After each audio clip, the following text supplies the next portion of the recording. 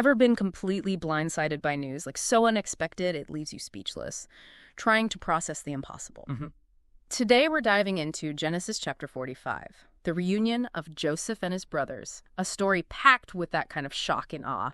So super quick recap. You've got Joseph, sold into slavery by his own brothers. Now he's a powerful figure in Egypt. Right. Famine hits. His brothers come seeking help.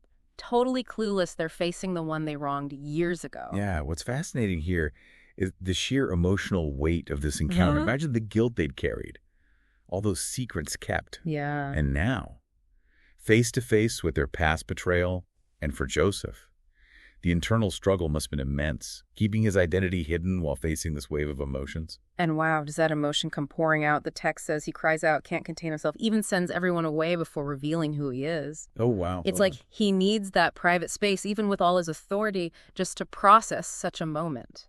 That detail about sending everyone out, that's significant. It reminds us that even powerful figures have deeply human needs. Yeah. Especially for privacy during intense emotional experiences. And get this, it says his cries were heard throughout Pharaoh's household. Wow. This seemingly small detail, it highlights the ripple effect of this event, hinting at a meaning far beyond just this one family's drama. Yeah. Then comes this incredible act of forgiveness. You'd expect anger, right? Yeah. Years of pent-up frustration. But instead, Joseph reassures his brothers, tells them not to be upset with themselves.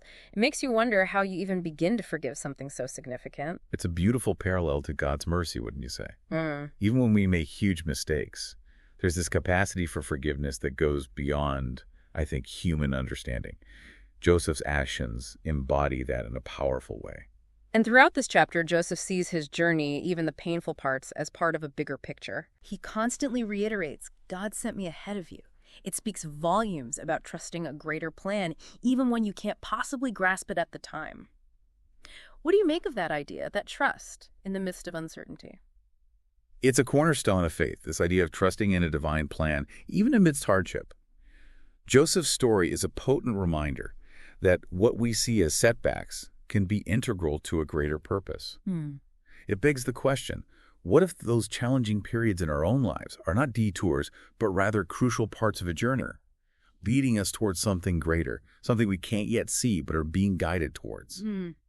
And this trust in a bigger picture, it plays out so clearly in how Joseph treats his brothers. Yeah. He doesn't just forgive. He showers them with generosity, wagons, provisions, the finest things Egypt has to offer. Right. And not just for them, for his father, too. Yeah. It's like he's not just making amends, It's like he's expressing this overflowing abundance of love and care. And notice, it's not just Joseph. Pharaoh himself joins in. He tells them, don't worry about your belongings because everything good in the land of Egypt is yours.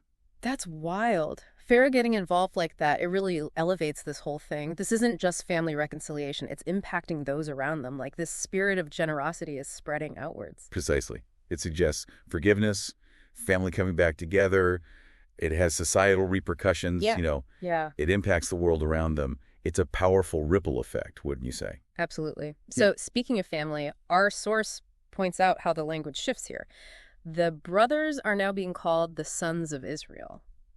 It's a subtle change, but it seems significant. Yeah, and it is. Right. This signifies a huge step towards their destiny as a nation. Remember, Genesis lays the foundation for Israel's story. In this moment, this marks a key development in that whole narrative. They're no longer just brothers.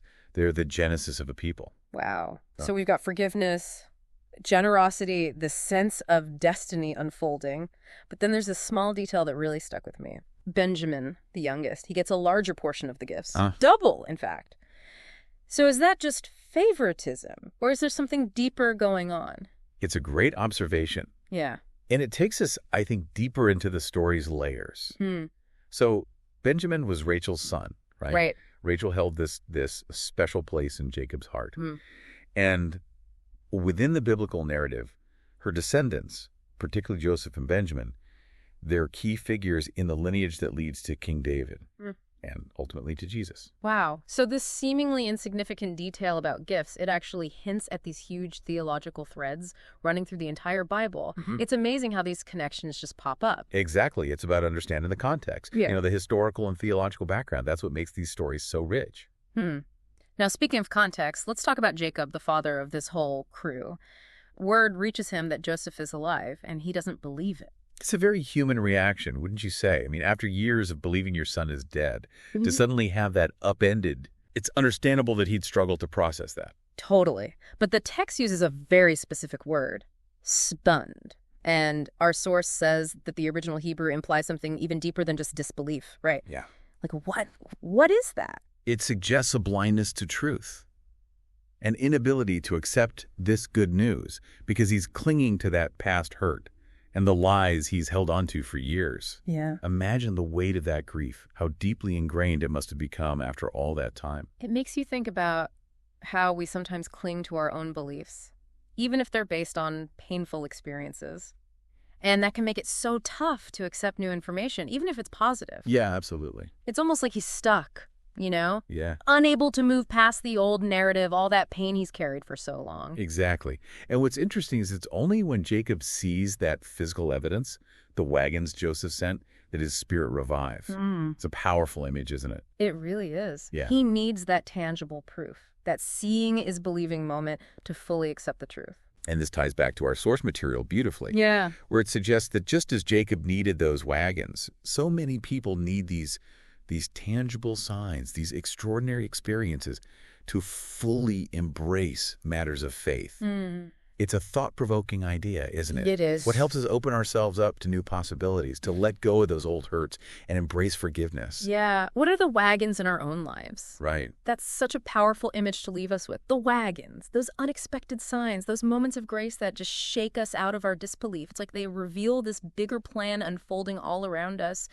This deep dive into Genesis 45 has been incredible. We've explored forgiveness, reconciliation, and these surprising ways that God works, often in ways that, we could never imagine. So you go about your day, be on the lookout for those wagons, those opportunities for change, for growth, and maybe even a little bit of awe.